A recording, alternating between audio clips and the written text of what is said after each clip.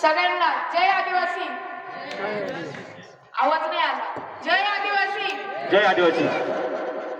हवा वेगाने नव्हती, हवेपेक्षाही त्याचा वेग होता. हवा वेगाने नव्हती, हवेपेक्षाही त्याचा वेग होता. अन्यायाविरुद्ध लढण्याचा इरादा त्याचा नेक होता. अन्यायाविरुद्ध लढण्याचा इरादा त्याचा नेक होता. असा जिजाऊचा लेख शिवबा लागत नाही तर जगात एक होता, लागत नाही तर जगात एक होता. स्वराज्याचे संस्थापक जाणता राजा छत्रपती शिवाजी महाराज. जगडबंद साखळदंड तटातटा तुटले, जगडबंद साखळदंड तटातटा तुटले. ठोकदाची दंड तू झाले गुलाम सारे मोकळे, झाले गुलाम सारे मोकळे. बा भीमा तुझ्या या जन्मामुळे, बा भीमा तुझ्या या जन्मामुळे. विश्वरत्न, साहित्यरत्न, परमपूज्य, the symbol of knowledge doctor Babasaheb Ambedkar या आदिवासी क्रांतीच्या धगधगत्या यज्ञकुंडात आपल्या प्राणाची आहुती देणारे आदिवासींचे प्रणेते बिरसा मुंडा. समस्त आदिवासींच्या गळ्यातील ताईत रामजी नंदन, वाघालाही टराटरा फाडणारा आद्य क्रांतिकारक राघोजी भांगरे, तसेच त्यांच्या सोबत ज्या ज्ञात अज्ञात क्रांतिकारकांनी या आदिवासी क्रांतीच्या यज्ञकुंडात आपल्या प्राणांची आहुती दिली. सतू मराडे, दोन पायांचा वाघ सतू मराडे, मोनाजी किंकले, राया ठाकर या सर्व महान क्रांतिकारकांना तुमच्या सर्वांच्या साक्षीने माझा मानाचा, सन्मानाचा कडक आणि बेधडक जय आदिवासी. असं म्हणतात की आदिम संस्कृतीचे राखण करते सह्याद्रीचे डोंगर माथे, पण सध्या आदिवासी कोणाला म्हणायचे हाच एक मोठा विषय होऊन बसलाय. पण माझ्या मते चिंतन करण्याची गरज नाही, कारण ज्याच्या ओठावर आदिवासी बोली असते, वर्तनात नीती असते आणि हृदयात फक्त आणि फक्त निसर्गाचीच भक्ती असते, तोच खरा आदिवासी असतो. त्यालाच खरे आदिवासी म्हणावे, त्यालाच खरे आदिवासी म्हणावे. या आपले अखंड महाराष्ट्रात 90% धरणे ही आदिवासी भागात आहे, पण त्या 90% भागातील देखील 9% भाग देखील आपल्या आदिवासी भागातील जमिनीचा ओलिताखाली नाही. कारण आता सध्या आदिवासी हे एक नाव नाही, आदिवासी एक जमात नाही, आदिवासी एक ब्रँड आहे.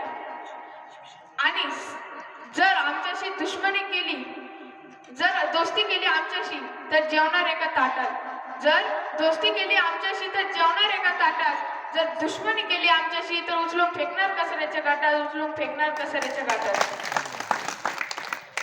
सध्या आदिवासी हे नाव ऐकताच मेलेले मुडदे देखील उठून बसतात आदिवासींचं आरक्षण मिळवण्यासाठी, आदिवासींमध्ये येण्यासाठी. आता बंजारा समाज म्हणतोय की आम्ही आदिवासी आहेत, आम्हालाही तुमच्यात घ्या, तुमचं आरक्षण द्या. त्यांच्या मागे धनगर समाजही म्हणतोय, पण ते आपलं आरक्षण मिळवण्यासाठी, आदिवासींमध्ये येण्यासाठी आंदोलन करतात, मोर्चे काढतात, कोर्टात केस लढतात. पण आपल्याला जे डॉक्टर बाबासाहेब आंबेडकरांच्या माध्यमातून जे संविधान आपल्याला प्राप्त झाले ते टिकवण्यासाठी आपण काय करतो हा मोठा प्रश्न आहे. पण म्हणूनच सांगतोय तुम्हाला की आपल्या आदिवासींना संपवण्याचा इंतजाम झालेला आहे. कारण आता इकडे कळसुबाई शिखर, फोपसंती इकडे बोर्ड लावले की जंगल वाचवा, झाडे तोडू नका. पण हे जंगल कोणी राखलंय? आम्ही. हे जंगल राखलंय आमच्या पंजोबांनी, आमच्या आजोबांनी, हे जंगल राखलंय आमच्या बापांनी. पण हे जंगलाला, ह्या जंगलाला देवता कोणी मानलंय? आम्ही.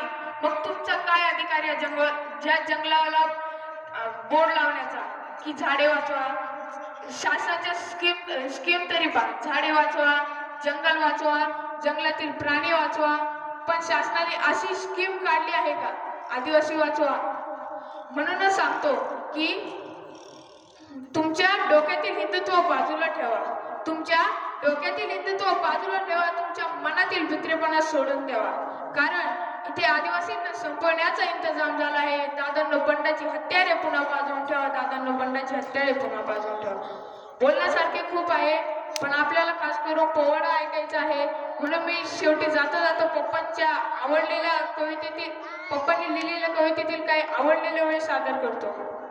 हे स्वातंत्र्य, तू मागितली जमीन आम्ही झालो भूमिहीन, तू मागितले गाव आम्ही झालो विस्थापित, तू मागितली जमीन आम्ही झालो भूमिहीन, तू मागितले गाव आम्ही झालो विस्थापित, तू मागितले जंगल तोडली आमची जंगलाशी नाळ, तू मागितले जंगल तोडली आमची जंगलाशी नाळ. हे स्वातंत्र्य, तुला दिसत नाही का रे आमची कुपोषणाने मरणारी पोरं. हे स्वातंत्र्य, तुला दिसत नाही का रे आमची कुपोषणाने मरणारी पोरं. हे स्वातंत्र्य, तुला दिसत नाही का रे पाण्यासाठी तडफडणारी आमची माय. हे स्वातंत्र्य, तुला म्हणी येऊन 75 वर्ष झाले. हे स्वातंत्र्य, तुला म्हणी येऊन 75 वर्ष झाले, पण तू अजूनही दिसत नाही आदिवासींच्या गावात, आदिवासींच्या झोपडीत, आदिवासींच्या वस्तीत. तू निवांत आहेस लखलखणाऱ्या दिल्लीत, लखलखणाऱ्या दिल्लीत. धन्यवाद. जय आदिवासी.